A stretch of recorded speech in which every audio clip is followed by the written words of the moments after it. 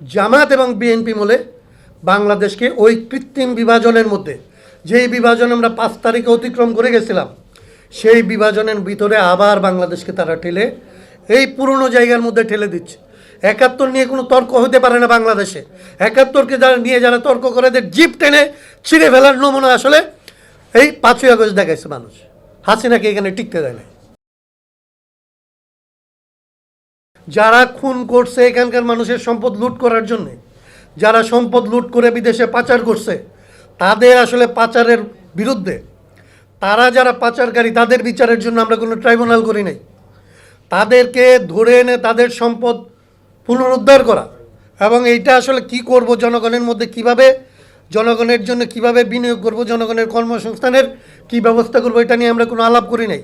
বাংলাদেশের রাজনীতিকে আসলে আমরা যখন সংস্কারের আলাপ করছি, এইটা কেবলমাত্র একটা সাংবিধানিক কতগুলো আইনি কাঠামো সংস্কারের কথাটাই বলে আমরা শেষ করতে পারি নাই এবং 5 তারিখের পরেও আমরা পারি নাই। 5 তারিখ পর্যন্ত আমি বলবো যে এটা ঠিক আছে। হাসিনার মতো একটা দানবতন্ত্রের সামনে দাঁড়ায় তখন আসলে এই শ্বাস ফেলানোর অধিকারটা অনেক বড় ছিল, বেঁচে থাকার অধিকারটা, গুম না হওয়ার, যে আসলে বেঁচে থাকতে পারবো কথা বলে বাড়িতে গিয়ে পৌঁছতে পারবো, এইটার জন্যই যে লড়াইটা, সেই লড়াইটা অনেক গুরুত্বপূর্ণ ছিল। কিন্তু এই লড়াইয়ের পেছনে যারা আসলে যোগান দিছে, তারা তো শুধুমাত্র কথা বলার জন্য দেয় নাই, তারা কথা বলা এবং বেঁচে থাকার লড়াইয়ের জন্যে আসলে রাজপথে জীবন দিছে। আমরা 5 তারিখের পর থেকে আমাদের এই কয়েকটা রাজনৈতিক দলের মধ্যে ঐকমত্য কমিশনকে যেরকম সীমাবদ্ধ করা হয়েছে এবং যাদের জন্য এই রাজনৈতিক দলগুলি কিসে কিসে কথা বলতে পারবে, এইটা আসলে সামান্তার জানা থাকা দরকার। যে আমরা 12 তারিখে একটা বৃহৎ আমাদের জায়গা থেকে রাষ্ট্র সংস্কার আন্দোলন থেকে বাংলাদেশের সংস্কারের কাজ কিভাবে কাদেরকে নিয়ে করতে হবে, তার জন্যে সরকারের সাথে অন্তর্বর্তী সরকারের সাথে প্রথম যেদিন আমরা দেখা করছিলাম, ওই দিন আমরা একটা লিখিত দিয়ে আসছিলাম।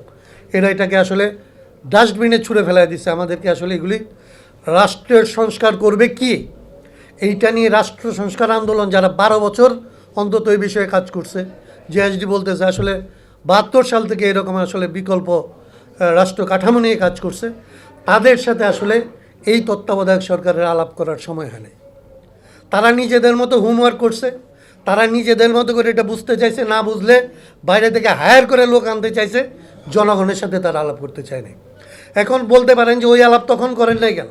একটা বিপ্লব বলেন, অভ্যুত্থান বলেন, তার প্রতি অভ্যুত্থানের যে আশঙ্কা ছিল, তখন আসলে অনেক বড় দায়িত্ব ছিল এটাকে রক্ষা করা কেবলমাত্র।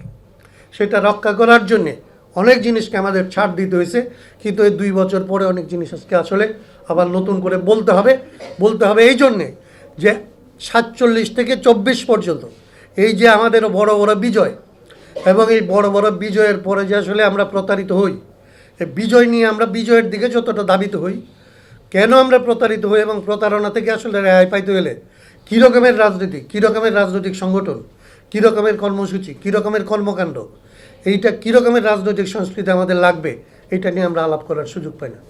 আমরা বাংলাদেশের ন্যূনতম একটা গণতান্ত্রিক পরিবেশ পাই না, জীবনের অধিকার থাকে না, কথা বলার অধিকার থাকে না, তখন এটার জন্যই লড়াই করতে হয়।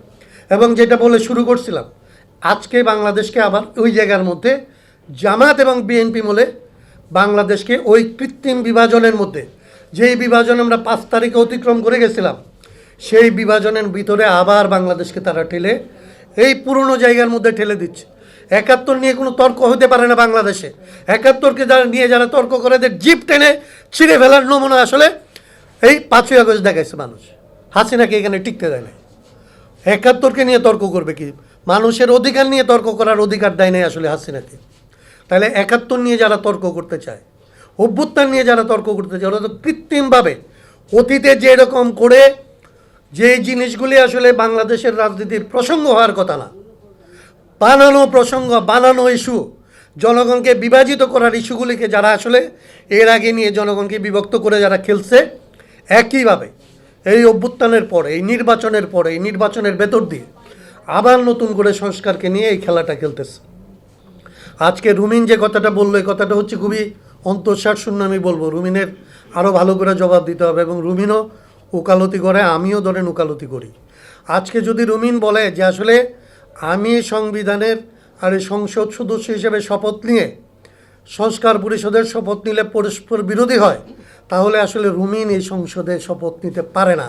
কারণ এই সংসদ ওই সংবিধানের ধারাবাহিকতায় এই সংসদ আসলে বৈধতা পাবে না। এই সরকার অন্তর্বর্তী সরকার বৈধতা পাবে না।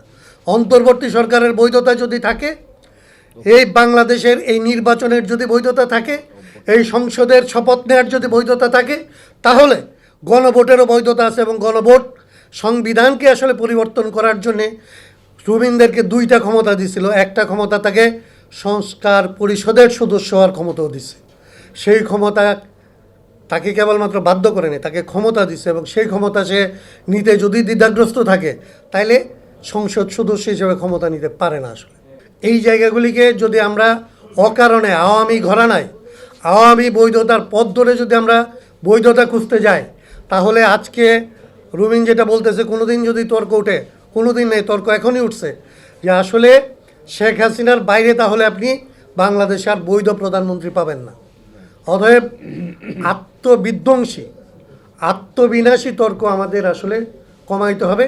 এবং অভ্যুত্থান যে আসলে এখানে জনগণের অভিপ্রায়ের বহিঃপ্রকাশ হিসেবে হয়েছে, জনগণ যে আসলে অভ্যুত্থান করছে হাসিনার রাষ্ট্রবিরোধী, সরকার বিরোধী, সংবিধান বিরোধী কার্যকলাপের জন্য, যে জনগণ তার নিজের ক্ষমতা চর্চা করতে বাধ্য হয়েছে এবং জনগণ নিজে ক্ষমতা চর্চা করে এই সংবিধানকে যে আসলে আরও জনবান্ধব করার জন্য আপনাদেরকে নির্বাচিত করছে, সেই দায়িত্ব এখনও পালন করার সুযোগ আছে বলে আমি মনে করি। আর না হয় বিএনপি এবং জামাত মিলে, বিএনপি এবং জামাত বাইরে থেকে যতটা মনে হচ্ছে যে তারা বিরোধী, একদম একটা জায়গায় তাদের মধ্যে আঘাত আছে। আমি বলে রাখতেছি, আজকে বিএনপি এবং জামাত মিলে বাংলাদেশের মানুষকে বিভাজিত করতেছে। এবং বিভাজিত করতেছে এরকম দুইটা স্বীকৃত বিষয়ের মধ্যে, যেগুলি নিয়ে বাংলাদেশে কোনো বিরোধ নাই। ৭১ নিয়ে বাংলাদেশে কোনো বিরোধ থাকতে পারে না, ২৪-এর অভ্যুত্থান নিয়ে বাংলাদেশে কোনো বিরোধ নাই। কিন্তু জামাতে ইসলামী এবং বিএনপি এরা দুইজন দুইটা জিনিসকে আসলে পরস্পর বিরোধী জায়গায় দাঁড় করিয়ে মধ্যিখানে যারা ছিল এই গণতন্ত্র মঞ্চ এবং এনসিপি, যাদের উপরে আসলে জনগণ নির্ভর করতে চাইছিল, তাদের মধ্যে থেকে কতিপয় লবিদেরকে তাদের পক্ষে টেনে নিয়ে গিয়ে বাংলাদেশের মানুষকে নাকে রুমাল চাইপে জামাত কিংবা বিএনপিকে ভোট দিতে বাধ্য হয়েছে এবং বাংলাদেশকে ওই জায়গায় ঠেলে দিতেছে। সংকট হচ্ছে এটা যে বারবার আমরা আসলে এই বিভাজনকে অতিক্রম করে জনগণ, এবং তারপরে আবারও এই যারা শাসন ক্ষমতায় পায় তারা জনগণকে আবার বিভাজিত করে তাদের পুরনো জায়গার মধ্যে আটকে রাখতে চায়। বাংলাদেশকে এই বিভাজনের বাইরে আসতে হবে।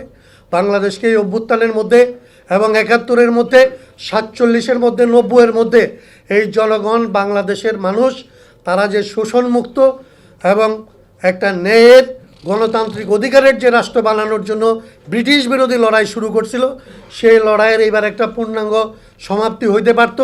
আবারও কৃত্রিমভাবে এটাকে হারায় দেওয়ার চেষ্টা করা হচ্ছে, কিন্তু এটাকে আসলে রক্ষা করার জন্যে উদ্যোগ নিতে হবে এবং এই ছোট ছোট উদ্যোগগুলি আবারও বড় হবে।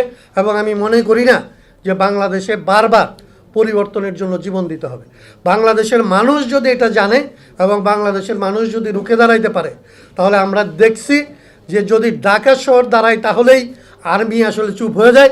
সারা বাংলাদেশ দাঁড়ালে এই সমস্ত শাসক শ্রেণীর কারো বুকের উপরে গুলি করার সাহস আর হবে না।